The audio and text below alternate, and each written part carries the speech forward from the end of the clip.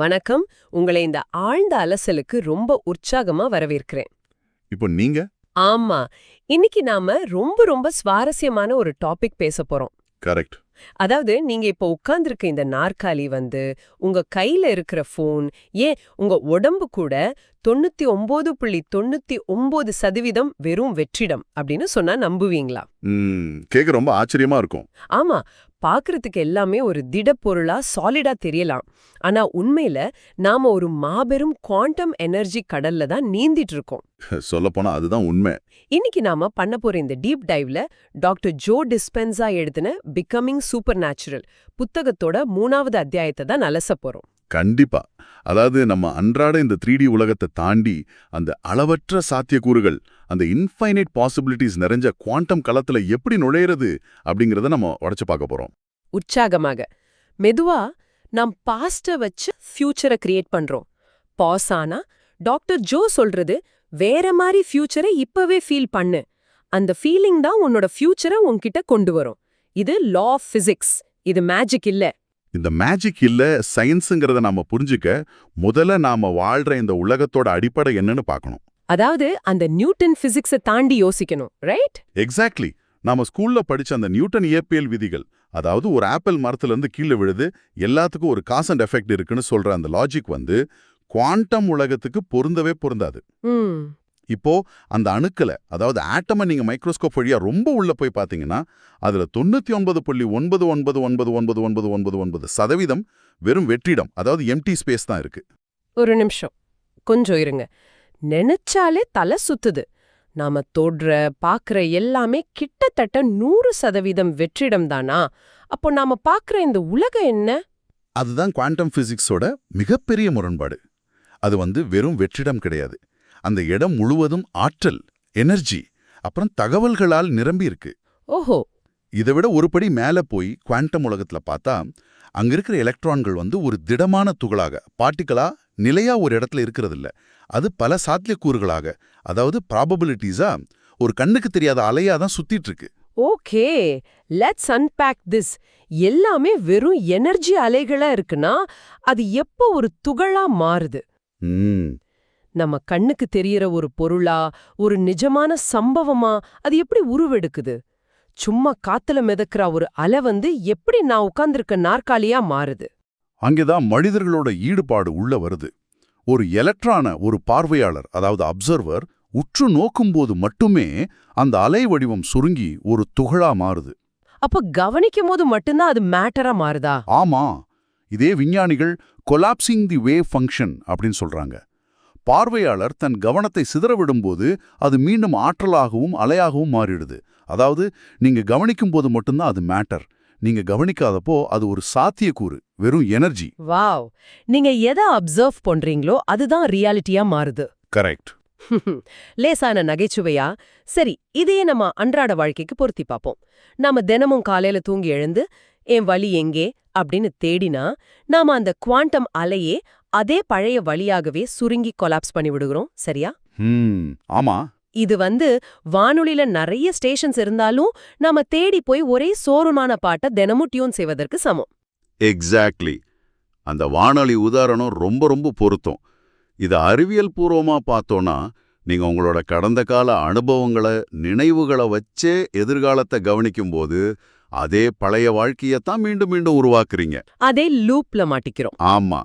நேற்றைய வலிய, நேற்றைய கவலைய நினைத்து இன்றைய நாளை ஆரம்பித்தா குவாண்டம் களம் உங்களுக்கு அந்த வலியையே, அந்த கவலையையோ ஒரு துகளாக, ஒரு நிஜமான சம்பவமாக உருவாக்கி தருது. அதனாலதான் உடல், நேரம், இடம் அனைத்தையும் தாண்டி ஒரு 0 பாயிண்ட் ஃபீல்டுக்கு செல்வது முக்கியம் அப்படின்னு டாக்டர் ஜோ சொல்றாரு. ஒரு நிமிஷம், 0 பாயிண்ட் ஃபீல்டா?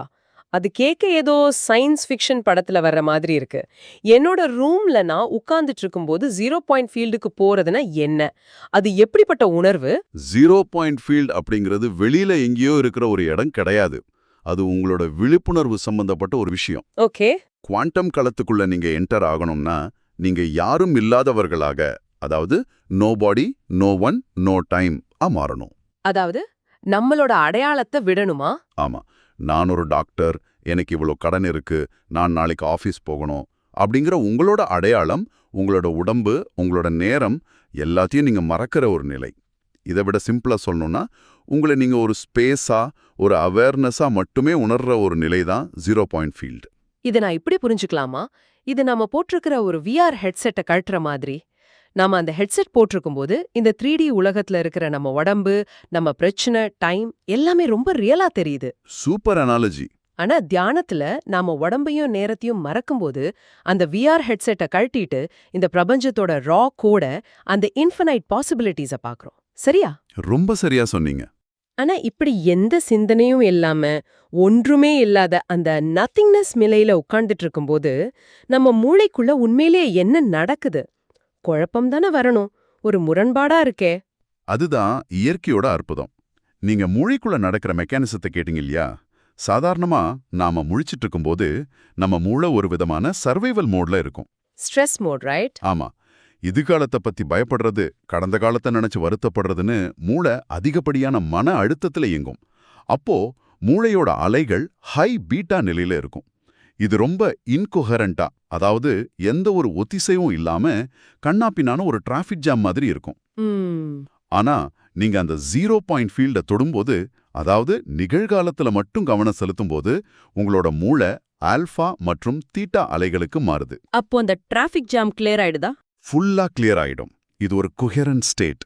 மூளையோட பல பகுதிகளும் ஒத்திசைவா ஒரு அழகான சிம்ஃபோனி மியூசிக் மாதிரி வேலை செய்ய ஆரம்பிக்கும். இந்த நிலையில தான் உங்களோட தன்னியக்க நரம்பு மண்டலம், அந்த ஆட்டோனாமிக் நர்வஸ் சிஸ்டம் முழுமையா விழித்தெழுந்து எந்த ஒரு வெளிப்புற மருந்தும் இல்லாம உடலை தானாகவே குணப்படுத்த தொடங்குது. வாவ்! ஆனா இது சும்மா தியரி இல்ல. இதுக்கு ஏதாவது சயின்டிஃபிக் ப்ரூஃப் இருக்கான்னு யோசிக்கிறவங்களுக்கு நான் படிச்ச ஒரு ரிசர்ச் டேட்டாவை சொல்றேன். கண்டிப்பா சொல்லுங்க. 2016ல டக்கோமாவுல நடந்த ஒரு ஆய்வு. 117 பேரை வச்சு இந்த ரிசர்ச் பண்ணாங்க. அவங்களுக்கு மூளையில EEG ஸ்கேன் கனெக்ட் பண்ணி பார்த்தப்போ வெறும் 4 நாட்கள்ல அவங்க தியான நிலைய 18% வேகமா அடைஞ்சாங்க. அது ஒரு மிகப்பெரிய மாற்றம். அது மட்டுமில்லாம மன அழுத்தத்தை குறிக்கும் ஹை ரேஞ்ச் பீட்டா அலைகள் 124% குறைந்தது. அந்த 124% குறைவு அப்படிங்கிறது சாதாரண விஷயம் இல்ல. மனித மூளை அவ்வளோ சீக்கிரத்துல தன்னோட ஸ்ட்ரெஸ் பேட்டர்னை மாத்திக்காது. அதுதான் ஆச்சரியம். ஜஸ்ட் 4 நாள்ல ஆழமான தீட்டா மற்றும் டெல்டா அலைகள் 149% அதிகமாச்சு. எப்படி ஒரு மனித மூளையால இவ்வளவு வேகமா தன்னைத்தானே ரீவயர் பண்ணிக்க முடியுது? ஏன்னா மூளை அதோட சர்வைவல் மோட்லேருந்து கிரியேஷன் மோடுக்கு மாறிடுச்சு.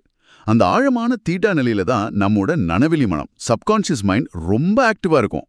அந்த நிலையில நாம என்ன நினைக்கிறோமோ அது உடனே நம்ம உடம்போட பயாலஜியை மாத்த ஆரம்பிச்சிடும். ஓகே, இப்போ மூளை ஒரு சிம்பொனி மாதிரி சரியான நிலைக்கு வந்தாச்சு. குவாண்டம் உலகத்துல நாம என்ன கேக்குறோமோ அதை எப்படி ஈர்க்கிறது? இங்கதான் டாக்டர் ஜோ ஒரு ஃபார்முலாவை முன்வைக்கிறாரு. ஆமா, அந்த கிரியேஷன் ஃபார்முலா. அதாவது கிளியர் இன்டென்ஷன், தெளிவான எண்ணம், பிளஸ் எலிவேட்டட் இமோஷன், உயர்ந்த உணர்வு. இது ரெண்டும் சேர்ந்தா நியூ எலக்ட்ரோமேக்னெட்டிக் சிக்னேச்சர். ஆனா இந்த ஃபார்முலாக்கு பின்னாடி இருக்கிற மெக்கானிசம் என்ன? ஏன் எண்ணத்தை எலக்ட்ரிக்கனும் உணர்வு மேக்னெட்டிக்கனும் சொல்றாரு? இதை சயின்டிஃபிக்கா பார்த்தா ரொம்ப சுவாரஸ்யமா இருக்கும். நீங்க ஒரு விஷயத்தை பத்தி நினைக்கும்போது உங்களோட மூளையில இருக்கிற நியூரான்கள் மின்சார சிக்னல்களை உருவாக்குது. ஓ, அந்த எலக்ட்ரிக்கல் இம்பல்சஸ். ஆமா, அதனால தான் தெளிவான எண்ணம், இன்டென்ஷன் அப்படிங்கிறது எலக்ட்ரிக் சார்ஜா செயல்பட்டு குவாண்டம் களத்துக்கு சிக்னல் அனுப்புது. நீங்க என்ன விரும்புறீங்கன்னு யூனிவர்ஸ்க்கு மெசேஜ் அனுப்புறது மூளை. ஆனா வெறும் எண்ணம் மட்டும் பத்தாது. ஆமா, அந்த எலிவேட்டட் இமோஷன், அதாவது அன்போ நன்றி உணர்வோ அந்த வேலையோ பணமோ கிடைச்சா எப்படி ஃபீல் பண்ணுவோமோ அந்த உணர்வு வேணும். ஆனா உணர்வு எப்படி காந்தமா ஒரு மேக்னெட்டிக் சார்ஜா மாறும்? ஏன்னா நம்ம உடம்புலயே மூளையை விட பல மடங்கு பெரிய மின்காந்த புலத்தை, எலக்ட்ரோமேக்னெட்டிக் ஃபீல்டை உருவாக்குற உறுப்பு நம்ம இதயம்தான். ஓ, நீங்க ஆழமா நன்றியுணர்வையோ அன்பையும் ஃபீல் பண்ணும்போது உங்களோட இதயம் ஒரு மிகப்பெரிய காந்த புலத்தை உருவாக்குது. மூளை அனுப்புன சிக்னலுக்கு ஏத்த அந்த நிஜமான சம்பவத்தை உங்களோட இதயம் காந்த மாதிரி உங்களை நோக்கி ஈர்க்குது. அதனாலதான் எண்ணமும் உணர்வும் ஒன்னா சேரணும். வாவ்! இந்த இடத்துல டாக்டர் ரெனே பெங்க்ரிஷ் நடத்தின அந்த கோழி குஞ்சு பரிசோதனைய, பேபி சிக்ஸ் எக்ஸ்பெரிமெண்ட்டை நம்ம கண்டிப்பா பேசி ஆகணும். ரொம்ப ஃபேமஸான எக்ஸ்பெரிமெண்ட் அது. ஏன்னா இன்டென்ஷன் எப்படி பிசிக்கல் ரியாலிட்டிய மாத்துதுன்னு இது தத்ரூபமா காட்டுது. இது எப்படி நடந்துச்சுன்னா, புதிதாக பிறந்த கோழி குஞ்சுகளுக்கு முன்னாடி ஒரு சின்ன ரோபோவை விடுறாங்க. கோழி குஞ்சுகளோட இயல்பு என்னன்னா, பிறந்ததுமே எதை முதல்ல பாக்குதோ அதைத்தான் தான் தாயின்னு நினைச்சுக்கும். இதுக்கு இம்ப்ரிண்டிங்னு பேரு. ஆமா. சோ அந்த ரோபோவை தான் தாய் என நம்பிடுச்சு அந்த குஞ்சுகள். ஆனா அந்த ரோபோ சும்மா ரிமோட் கண்ட்ரோல்ல இயங்குறது இல்ல, அது ஒரு ரேண்டம் இவெண்ட் ஜெனரேட்டர் மூலமா இயங்குற ஒன்று. அது எந்த பக்கம் போகும்னு கம்ப்யூட்டருக்கே தெரியாது, சரியா? ஒரு டிஜிட்டல் காயின் டாஸ் மாதிரி 50% ரைட், 50% லெஃப்ட். சரியா சொன்னீங்க. அந்த ரோபோவோட பாதை முற்றிலும் ரேண்டம். இப்போ அந்த கோழி குஞ்சுகளை ஒரு கூண்டுல அடைச்சு அறையோட ஒரு மூலையில வச்சுட்டு ரோபோவை அறையோட நடுவுல விடுறாங்க. சாதாரணமா அந்த ரோபோ அறை முழுக்கவும் எல்லா திசையிலையும் சரிசமமா நகர்ந்திருக்கணும். ஆனா அங்க நடந்ததே வேற. அந்த கோழி குஞ்சுகள் கூண்டுக்குள்ள இருந்துட்டு நம்ம அம்மா நம்ம கிட்ட வரணும் அப்படின்னு ரொம்ப ஆழமா விரும்பினப்போ அந்த ரோபோவோட ரேண்டம் மூமெண்ட் மாறிடுச்சு. கம்ப்யூட்டரே கணிக்க முடியாத அந்த ரோபோ கோழி குஞ்சுகள் இருந்த பக்கமே அதிக நேரம் நகர்ந்தது. இதுதான் இன்டென்ஷனோட பவர். உற்சாகமா நினைச்சு பாருங்க. வெறும் கோழி குஞ்சுகளின் எண்ணம், அந்த இன்டென்ஷன், ஒரு ரோபோவோட ப்ரோக்ராமிங்கே ஒரு ப்ராபபிலிட்டியே மாற்றி தன் பக்கம் ஈர்க்க முடியும் என்றால், முழு விழிப்புணர்வு கொண்ட மனிதர்களாகிய நாம் மூளையும் இதயமும் ஒன்றிணைந்து ஒரு தெளிவான எண்ணத்தோடு செயல்பட்டால் இந்த குவாண்டம் உலகத்துல எதை ஈர்க்க முடியும்? உங்களோட இந்த கேள்விக்கு மிகச்சிறந்த உதாரணம் டாக்டர் ஜோவோட மகன் ஜேஸோட நிஜ கதை தான். ஆமா, அந்த ஜே ஸ்டோரி. குவாண்டம் களத்துல நாம எப்படி நம்மளோட ஃபியூச்சரை கிரியேட் பண்றோம் அப்படிங்கிறதுக்கு இது ஒரு சூப்பர் ப்ளூ பிரிண்ட். ஜேஸ் தன்னோட பழைய வேலையை விட்டுட்டு ஒரு புதிய வேலை தேட வேண்டிய கட்டாயத்துல இருந்தார். அவர் ஒரு சாதாரண பேப்பர் எடுத்து ஜே அப்படின்னு ஒரு எழுத்தை எழுதி அதை சுத்தி மின்காந்தாலைகள் மாதிரி வரைஞ்சார். வேணும்னு தேக்கல, ரொம்ப ஸ்பெசிஃபிக்கா நிபந்தனைகள் வச்சாரு. உலகில் எங்கிருந்து வேண்டுமானாலும் வேலை செய்யணும், அதாவது ஒர்க் ஃப்ரம் எனிவேர். பழைய வேலையை விட அதிக சம்பளம் கிடைக்கணும், 6 மாசத்துக்குள்ள அந்த வேலை கிடைக்கணும், முக்கியமா அவரே பாஸ் ஆயிருக்கணும். இதெல்லாம் அவரோட ரொம்ப தெளிவான எண்ணம்.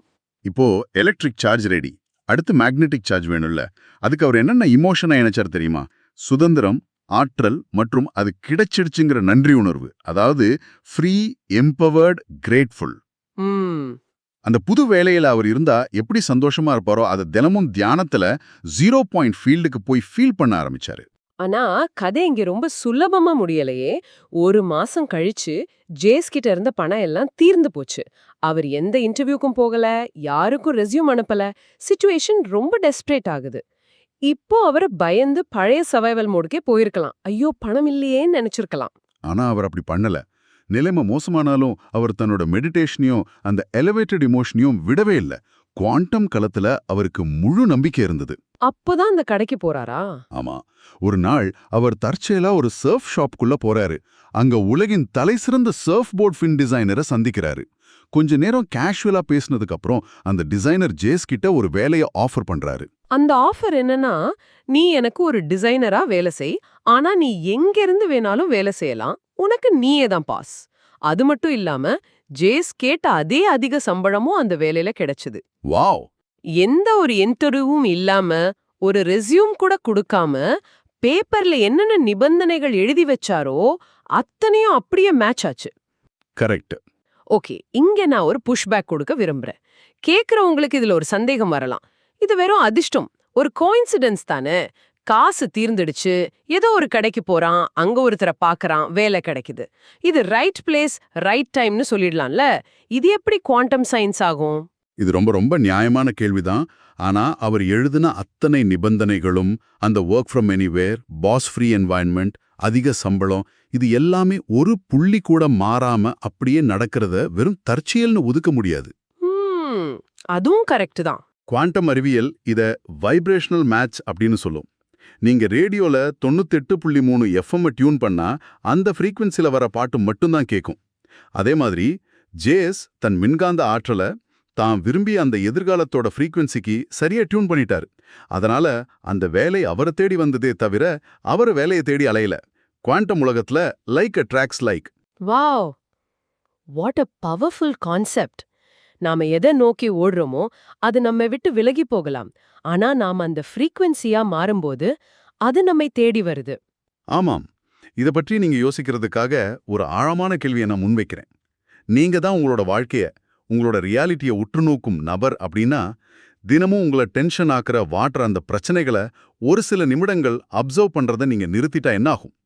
உங்கள் நிஜத்தில் இருப்பதற்கான ஆற்றலை அந்த பிரச்சனைகள் இழந்து விடுமா? மெதுவாக, தெளிவாக, வாவ்! அது அப்படியே மனசுல வாங்கிக்கோங்க அண்ட் ஒரு சிம்பிள் எக்ஸசைஸ் ட்ரை பண்ணுங்க. ஒரு காகிதம் எடுங்க. நீங்க கிரியேட் பண்ண விரும்புற ஒரு எக்ஸ்பீரியன்ஸ்க்கு ஒரு லெட்டர் போடுங்க. JHR எதுவும் சரி. அதுக்கு கீழே நீங்க என்ன வாண்ட் பண்றீங்கன்னு எழுதுங்க. அடுத்து அது நடக்கும்போது நீங்க எப்படி ஃபீல் பண்றீங்கன்னு எழுதுங்க. அந்த ஃபீலிங்கை இப்பவே ஃபீல் பண்ண ட்ரை பண்ணுங்க. Just 5 minutes. அவ்வளவுதான். இதுதான் குவாண்டம் கிரியேஷனோட ஃபர்ஸ்ட் ஸ்டெப். ரொம்ப அருமையான பயிற்சி இது. கண்டிப்பா செஞ்சு பாருங்க. இந்த சீரீஸ் உங்களுக்கு உபயோகமா இருக்கான்னு தெரியல, ஆனா இது உங்களுக்காக தான் பண்றோம். Love the life you live சேனலை சப்ஸ்கிரைப் பண்ணுங்க, லைக் பண்ணுங்க, உங்க கூட இருக்கிறவங்களுக்கும் ஷேர் பண்ணுங்க. இந்த நாலேஜ் ஒவ்வொருத்தருக்கும் போக வேண்டியது இருக்கு. நிச்சயமா. எப்பவும் போல சில கேள்விகள் உங்களுக்காக. நீங்க கிரியேட் பண்ண விரும்புற ஒரு எக்ஸ்பீரியன்ஸ் என்ன? கமெண்ட்ல சொல்லுங்க.